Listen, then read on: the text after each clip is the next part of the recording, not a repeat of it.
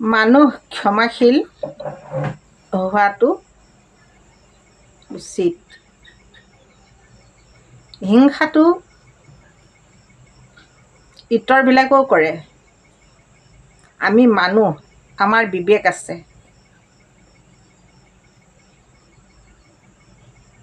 কোনোবাই হিংসা কৰিলেই হিংসা কৰিব লাগিব বা প্ৰতিশোধৰ ভাৱনা মনত লৈ ফুৰিব লাগিব, সুবিধা পালেই পুতক তুলিব লাগিব, এয়া জানো মানুহৰ জ্ঞানৰ ভিতৰত পৰে?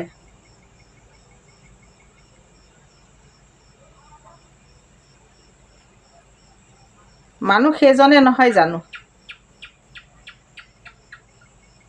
যি নিজৰ পৰিয়ালটোৰ উপৰিও ওচৰ চুবুৰীয়া সকলোকে মৰমৰ চকুৰে চায়। ভুল কাৰ নহয়? প্ৰতিজন মানুহৰে কিবা নহয় কিবা এটা ভুল হয় আৰু কিবা নহয় কিবা এটা দুৰ্বল দিশ থাকে। হয়তো মানুহে জানে আৰু নতুবা মানুহে নাজানিব পাৰে। নিৰ্গুণী মানুহ কোনোৱেই নাই। তেনেহ'লে আমি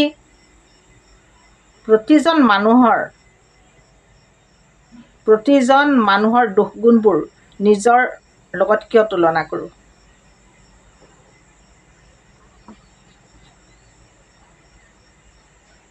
দ্বিতীয়তে,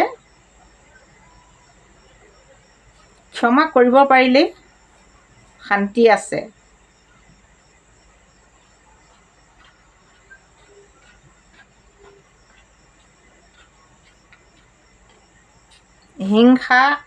হিংসিত কেতিয়াও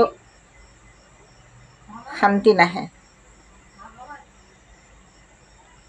বোলে এখন দেশৰ লগত এখন দেশৰ যুদ্ধ হৈছে, আমি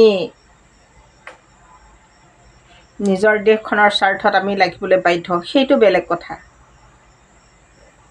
এই বুলিয়ে যে পৰিয়ালৰ কোনোবা এজন সদস্যৰ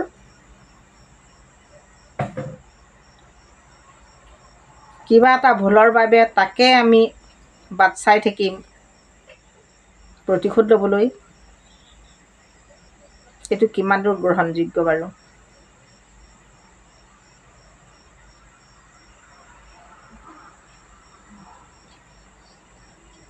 মোৰ বোধেৰে ক্ষমা কৰি দিয়াটোৱে মানুহৰ